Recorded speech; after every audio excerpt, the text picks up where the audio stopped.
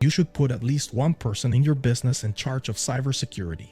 This person would be responsible for the following: learning about threats, trends, and security options, planning, acquiring, and implementing security safeguards, helping other personnel understand cybersecurity best practices and policies, enforcing cybersecurity best practices and policies with management support, maintaining and updating the security safeguards used by your business.